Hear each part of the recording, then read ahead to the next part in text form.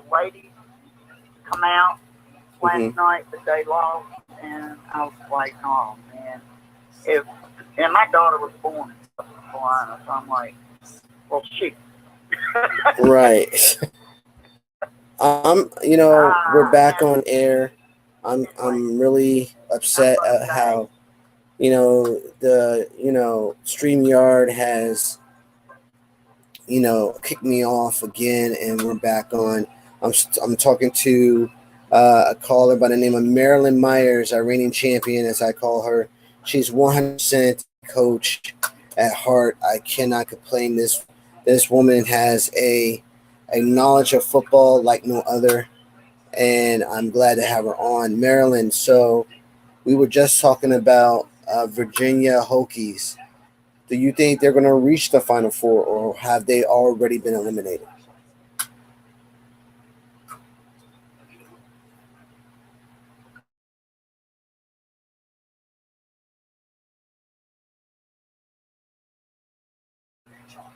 Marilyn, you there? beginning of, I'm right here. Can you hear me? Yeah, I got you now. Okay. They played LSU last night. Um, Kit was one of our head players. She ended up in the second half with a bloody nose. Now, Wow. this is how rough they were playing. Um, and the referees, and I'm making excuses, you know. In fact, Coach Brooks, he is an awesome coach and an awesome team. Hmm. Oh, they wouldn't have gotten there. They did. They were there. They were in it. You know, that's awesome. Right. So all the Hokies started coming out. There was a fan from South Carolina that was already in Texas and came up to Amore, you know, the best Yeah. shooter that we had. And you know what that fan said? What? Y'all came out of from nowhere. Amore, I loved it. And it was her Australian accent. Turned around and said, hey, we're the Hokies. You know, we're going to Wow. come out. And that fan said, I love your spirit. Yeah, that's the way to go.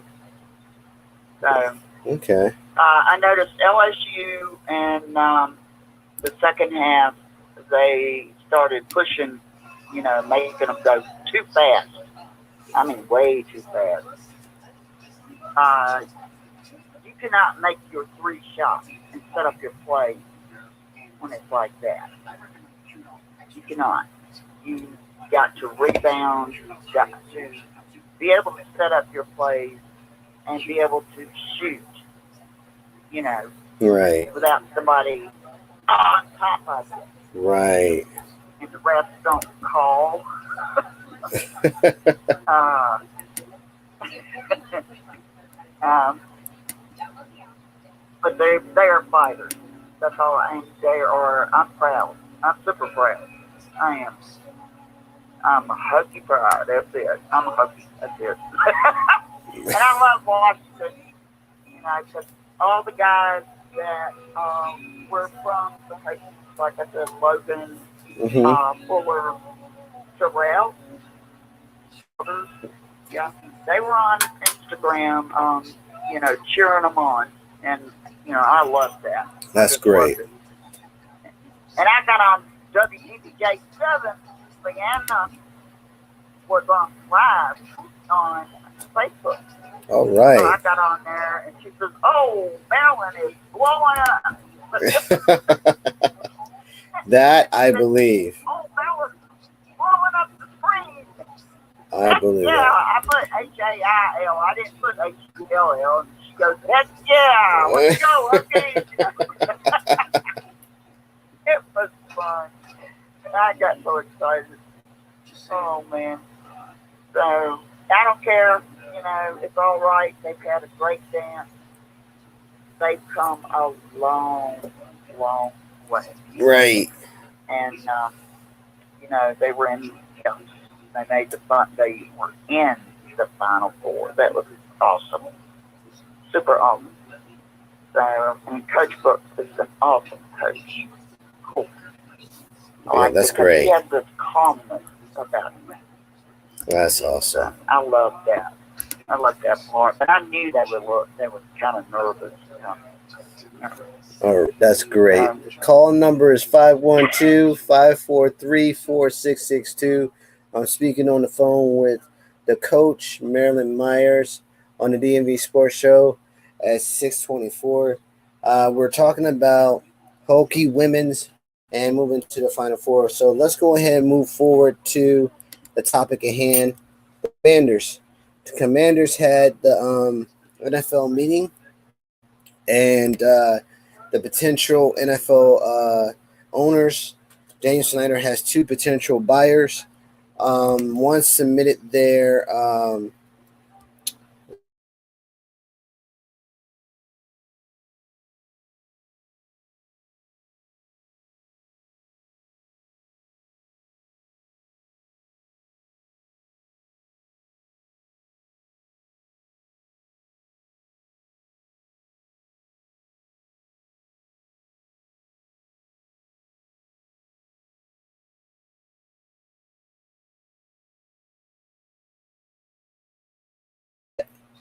and he did have a discussion with Magic and Joe Harris, but I don't know the extent of that conversation.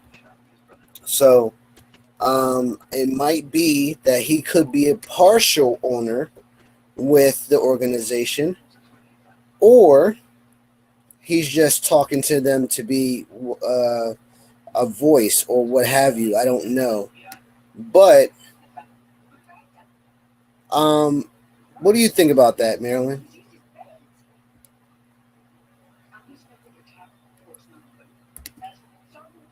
Wow, it kicked it off again. Wow.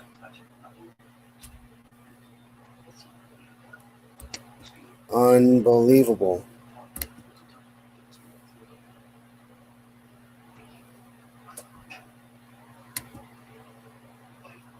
Unbelievable. Unbelievable. I know. I had to hang up and call back. I don't know what's going on. This is the third time There's it did a it. high wind alert up here. Well, down here for you. And it's going to last till 4 a.m. tomorrow morning. Oh, okay. So that's probably, well, it's not going to affect me over here because the fact that it's just some of the, frequency is being interrupted on a daily basis, just to be fun about it. I'm not too happy about it, but what can I do? So, yeah. So back to what I was saying before I was cut off. Jeff Bezos, Joe Harris, and a third entity, RG3, wants to get into the mix, and he talked to Joe Harris and Magic to see if he could interject. Become the part of the owner. I don't know the extent of the conversation. Just know he talked to him. So, what do you think about that, Marilyn? I used to think the world was RG3. Mm-hmm. But he's going to go out and get a loan, which is what he was saying. Yeah. And when Washington wanted him to come back, we were ignored. I'm sorry. No. Right. I'm just not. I don't appreciate that. I'm like, why would you want to own or even be a part owner if you didn't come back and back us up? Right. And that was more than one. Absolutely. I think him getting into the minority ownership of the team, I don't see it happening there. I think there's a problem he might have to hurdle in the owners meeting. I think what he has to do is just find out if he's qualified amongst the owners. If not, then there's no reason for him to even, entertain becoming the owners. Yeah, I I've think, read things saying that he wants to do certain things with the team, and I'm like, hey, you didn't want to come back and help us. I'm sorry. I'm like, what are you even thinking about this for? yeah, You know? yeah. But I can't help it. no, I totally agree with you. Let's go ahead and find out what did the owners, what did they accept? What did they approve? I'm gonna go ahead and go deep dive into this. So the NFL owner meeting approved 2023 playing rules by law and regulations. So in the beginning of 2023, the question is who will be in the number 0. This comes from NFL owners approved the proposal to allow players, but offensive and defensive linemen, to wear the number 0. It's one of the changes made here at 20 NFL annual meetings. The kickers and punters are also used the jersey numeral 0. Where is it? All right, number 0. Among some of the most noteworthy developments of the competition committee, NFL owners voted down a proposal that would change starting the yard line, the offensive after the touchback punt. The competition committee has approved a ball to be placed at the 25-yard line when the touchback occurs. Is this accurate or is this a rerun? Let's see. This is just the 23. It need to be the 24. So is the owner meeting still going on? Let's see. I think it is. Let's see. Well, they haven't even finalized, have they?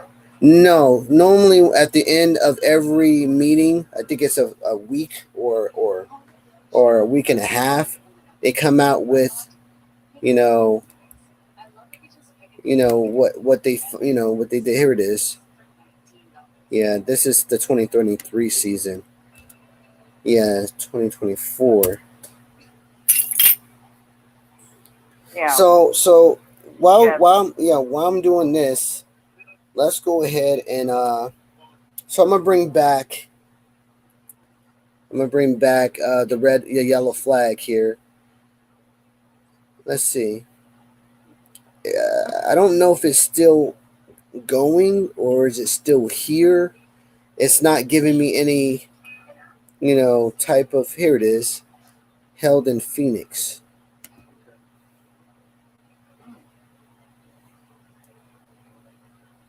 So it's still ongoing. So we're not going to know anything just yet. So I'm going to go ahead and check out NFL Network and see if I can get some, real news about what's going to happen. So that way there won't be no speculation.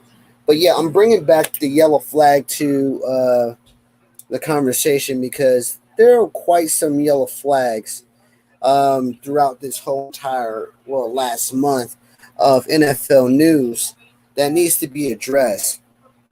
For example, the running back situation.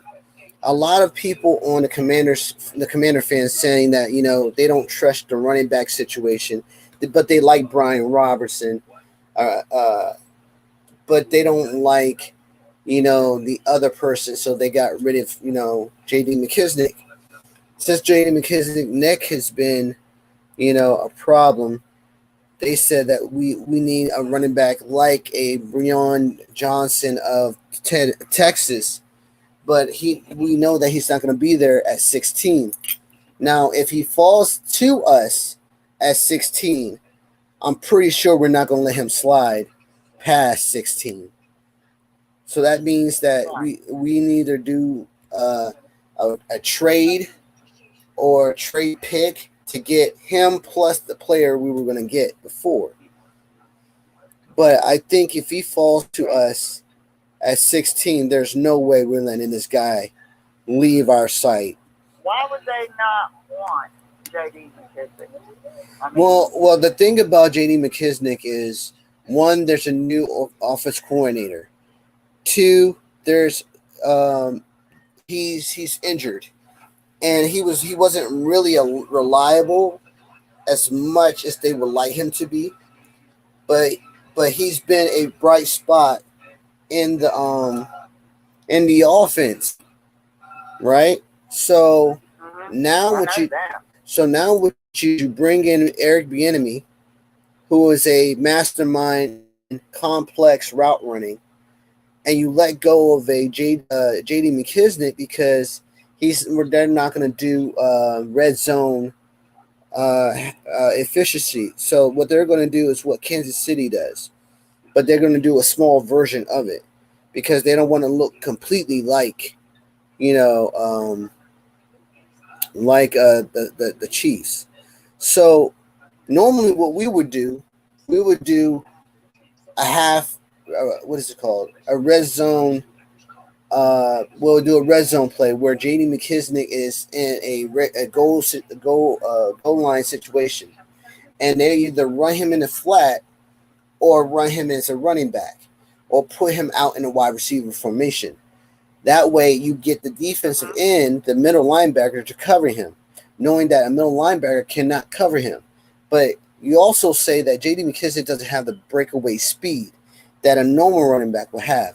So you either keep him because he's a good wide receiver, or you let him go and let him find another team because he's at the age that he could be a liability versus a commodity. So that's why they let him go. Now they said, well, you know what? We have Antonio Gibson, we have Jonathan Williams, and we can go get us another running back. Or we're just confident in those running backs that we have right there. I say, get us another running back. Now, the reason why you give us another running back is you give us another dimension to get the defense off their heels. Now, while we were playing, Heineke, and see, Heineke was that third dimension that we had, right? Teams were like saying, oh, snap. We got to contain Heineke. We got to make Heineke throw. Don't get him out of the pocket. But we never created plays where he was in the pocket and he had to throw sideline. They knew he didn't have an arm. So what happened? We were on that 5-game winning streak. All we had to do was make sure that we win that next game. It didn't happen the way we wanted, and we paid for it. So they believe that they didn't have, enough speed on the team. We had Johan Dotson, we have Terry McLaurin, we had Cole Turner, we had Amari Rogers, the 2 tight ends. We have John Bates, the tight end. We had Logan Thomas. We have J.D. McKissick. So they looked at the roster like, well, J.D. McKissick doesn't have that breakaway speed. What we need is to get more breakaway players out of the draft to help us, stretch the field a little bit. So that's why. Yeah. That's what Ron said in the owners meeting, that they're going to be looking at a range of talent. So that means we're. Let me ask you something. Yes, go ahead. Okay. This I did read. This was just yesterday. Mm-hmm. They were, and they've already told Sam Howell he is going to be the starting quarterback. Yeah, I know. Okay. Why would they be looking at this other dude? And and the guy was saying, and they wanted us to, put down, write our opinions down. And I thought to myself, that's fine, but you've got to give Sam Howell, because you've already told him He's already in that position. Right. And if this dude is that good, ooh, man. Well, Might as well have kept hiding. I'm saying. So. Well, here's the thing. We don't know if they're. Here's the Go ahead. Sam Howell is the front runner. His job to lose. I believe that Jacoby Brisket is going to beat him for the job because man knows how to manage the clock. I seen his game again when he was a Brown, and what he does is he understands a short field game. So he actually managed it well. Well, way better than Deshaun Watson. He impressed me as an Indianapolis Colt. I didn't think he was that good. But he's not as mobile as I want him to be. The reason why is if he was mobile, like a Lamar Jackson, like a Michael Vick or RG3 if you have, I guarantee you my mindset would be changed because he will have to get out of that situation. Because when the pocket collapses, you got to run like crazy. And if you don't run like crazy, you could have a Joe Theismann moment when you break your leg or like a Alex Smith type of situation and he break his femur. I don't want that to happen to Jacoby Brisket.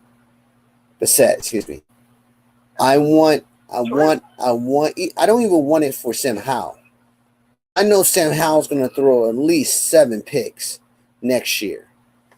And it's going to be in a meaningful game. They got him. You remember when Sam was playing earlier in the season? Yeah. Remember that? Yeah.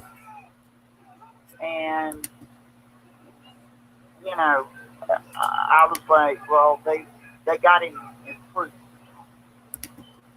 Yeah. They got to keep him that way. But and he is good. I've always said he's good. Well, I mean, yeah, but I was pleased. But the problem with Sam Howell is his arm is fine, his run, but you got to put this man into a more crucial practice so that way he can flourish in any type of situation. We just haven't done that. The only game he won was against Dallas, 26-6, 23-6, I guess. Let me see if I can get that accurate. That was a good test. Yeah, he actually did well. He actually did beat Dallas. But the problem with that was there was no blowout. And there should have been a blowout because he wasn't prepared. They thought they were just going to come in and beat us and walk out with the victory. And that's where my problem begins. Because once you are out of the playoffs, right? Once you're out of the playoffs, you got to punish the last team that you're against. It's just natural because we got punished. Yeah. Hold on. I'm pulling up the last game. Let's see. Our last game. Oh, 20. You talking about Dallas? Yeah, I'm looking at it now. It's hold on. That's preseason. Oh, 26-6. So we beat them 26-6. And the problem with that it should have been 30-6. And that's when you let this team know that at the end of the game, you can't win against us because we actually put a message to you, right? So when you don't do stuff like that, it becomes a problem, a huge problem. For example, I'm gonna give you a team. I'm gonna give you the team that we win against, right? And now tell me Should we have won this game or not? And this game, let's see. Let me see.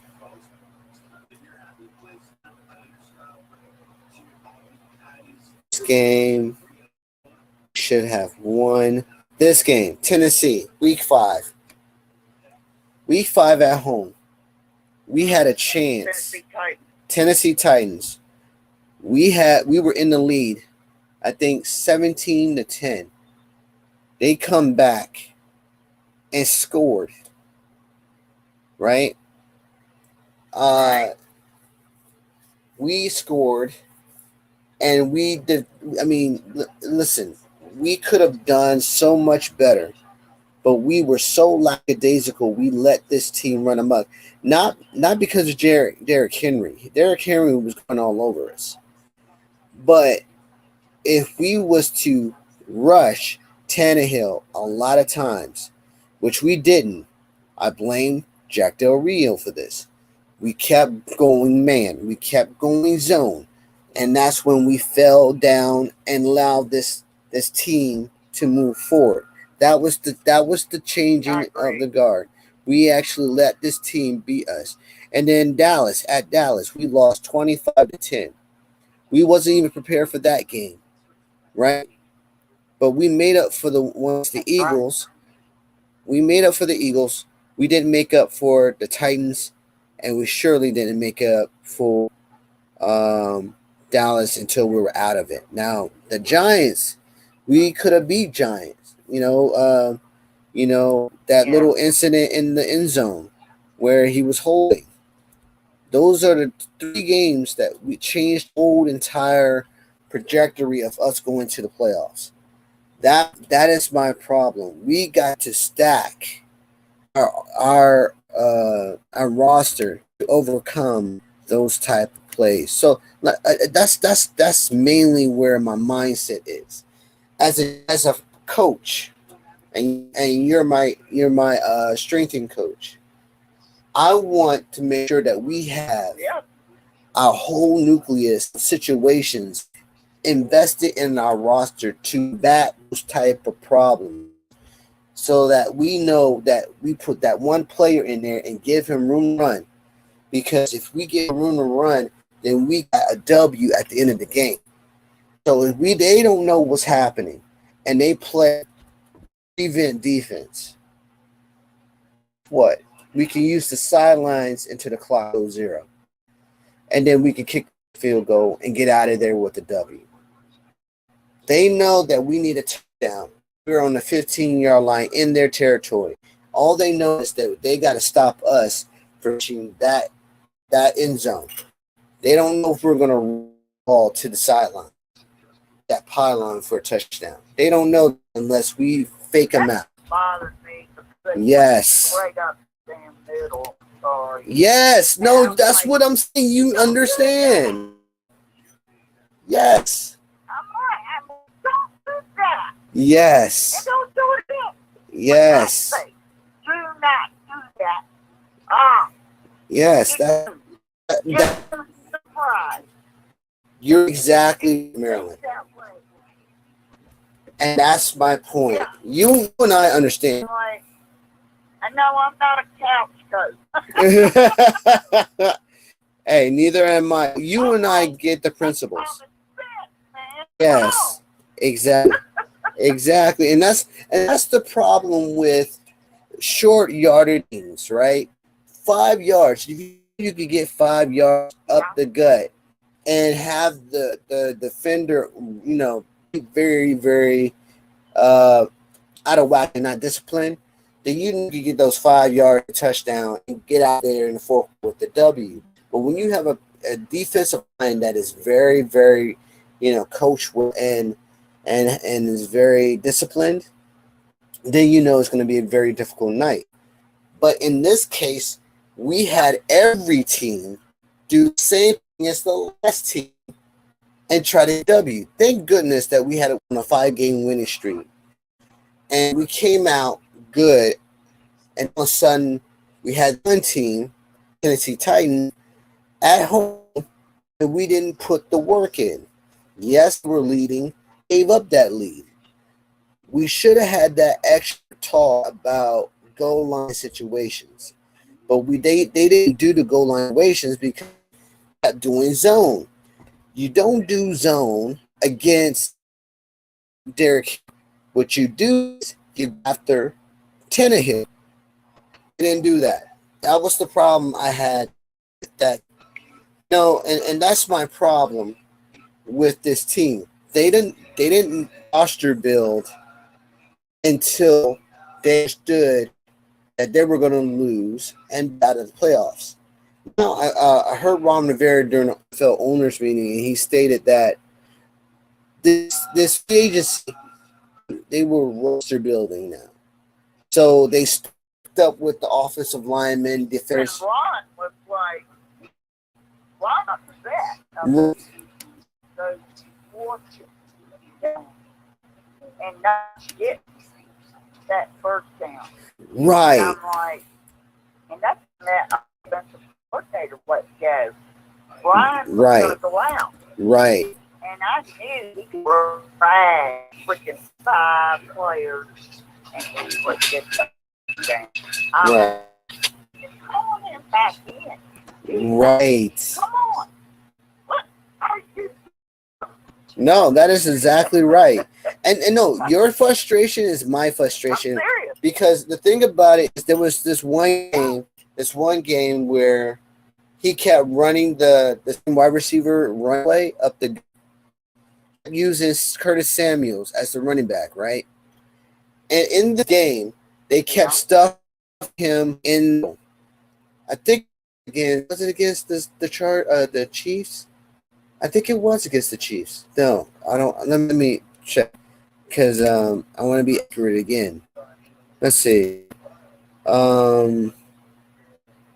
Let's see. Chiefs were good. I mean, smart. Well, not only that, they understood that it was against week 2. It was against Detroit. Detroit was the one I was so angry about because they had wins, right? So this game, Wentz kept throwing it to McLaurin. He kept throwing. He kept Gibson, not Gibson, but McKissick. But it wasn't the same, right? So I'm thinking, what is going on? And they got a touchdown. I'm like, are we moving them? I don't understand. Why going zone? And here we go. And Jeff Goff is going off on us doing zone. This man knows that he goes zone. He got everybody exactly where they need to be. So then he goes man to man. Man, we stopped them in the second quarter. Third quarter, guess what? Zone. Wow, that's great. It's going to score another touchdown. And that's what happened. Swift, the running back, for the Lions, and rush for touchdown down in the middle of the red zone after he caught that ball. And I'm like, you knucklehead. Why are you in zone? And sure enough, he dropped everybody back, and there was this big wide open space on the right side, and I'm like, yeah, that's dumb. That's dumb. Your open space. Yeah. I kid you not. It was. Open, go for it. It was just how the mindset of Jack Del Rio is. Let's go ahead and move forward to the Orioles. The Baltimore Orioles had the opening day win that was memorable against the Boston Red Sox. 10-6. 10 was the win. The rookie, Rutschman is Rutschman is his last name, is 100% the catcher of the year because the man just was on fire. The whole team, the pitching, the pen, all units are also clicking. And tonight they're going against Boston again, and they're leading as we speak 8-7 right now. It's in the of the 8th is coming up. Folks, tell you this. The Orioles are going to be on top of the division for the very first time in so many years with a standing roster of rookies and veterans. This is what I like. See my team on fire. So let's go ahead and go to the Washington Wizards. The Washington Wizards are in 11th place in the playoff. They are actually in a really bad spot because, they take on the Boston Celtics on April 15th. If it is like this, they're right now below the Pacers, and they're above the Chicago Bulls, 40 and 37.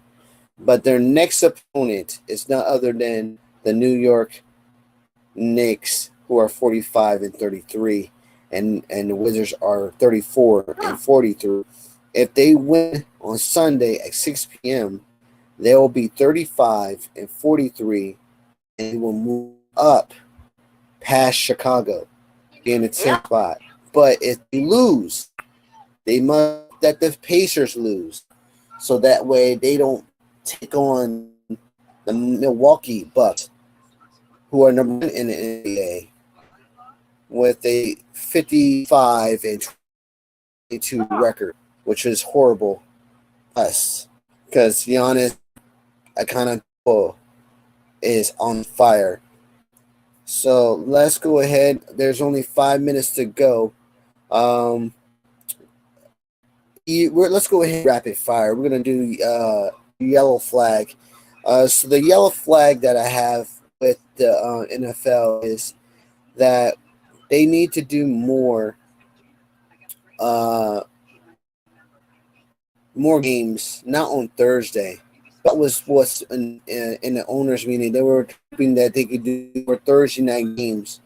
But see, if they do that, then you're going to have tired players doing Sunday games and no rest. That means next week they won't be playing. True. So you have a Thursday night, and then next Sunday, you're for the next night, and then you come back the next Sunday game, and then you play the next Thursday game, and then you're off next 2 nights. That's too much on the players and the morale, and they're gonna have to figure out how to get these two teams playing on the same night. And it's mind-blowing that they would consider this. Now, the 18-game season I like the 18-game season because that means that we see more football. Normally we want football in January. We have to wait until February for football game for the Super Bowl. But actually seeing guys play on January 1st is actually a really good thing to see because the baseball takes over.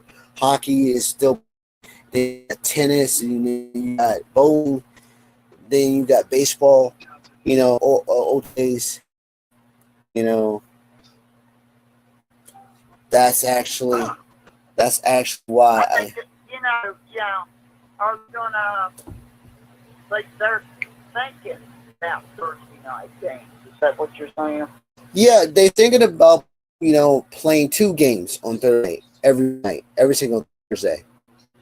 So it's 3 weeks in a row. Wow. And that's going to be a very, very, very tiring thing for the players because not only you're playing on Thursday, you're playing Thursday night. That means you got either you win or you lose, and you're flying back to your facility, train, and get ready for the following Sunday, and then you're off that next week for your bye week, right? It's tiresome because you got to go flight by flight, and you got to do your elements ready for the next battle, right? Yeah, traveling like that makes you tired. Oh, most definitely. That's true. You have jet lag and sleep deprivations. You're gonna have, you're trying to get your mind right, your mind prepared, going to the strategic game plan, back and practice that before the actual game. Yeah. And then you're looking for the outcome, and then you got back to your facility, plan, and it's just going to be a tiresome trip. back and forth. You know, and it's the That's problem. true. That's the problem. I know traveling it'll wear you. Almost definitely. That's my yellow flag. You out. Yellow flag.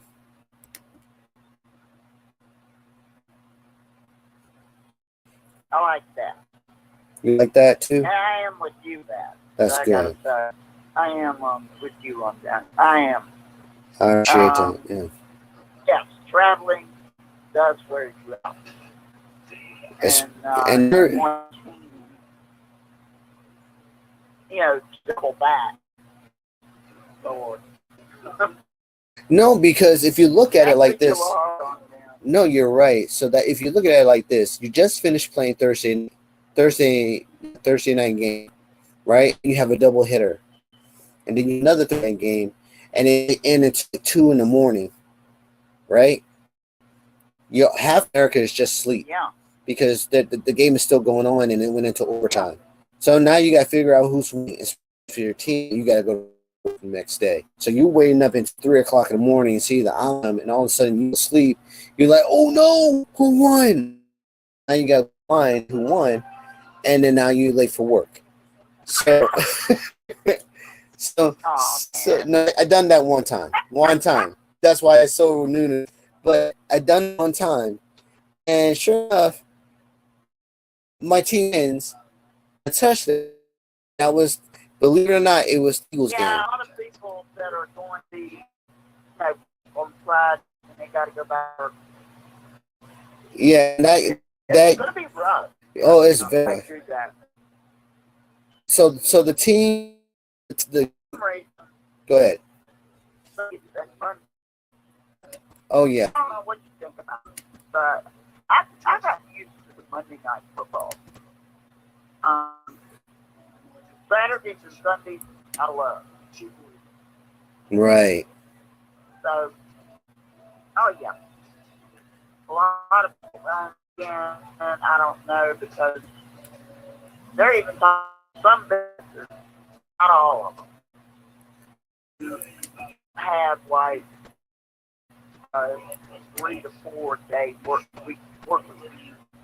But not all of them's going to be right. Well, that's all the time we have for right now.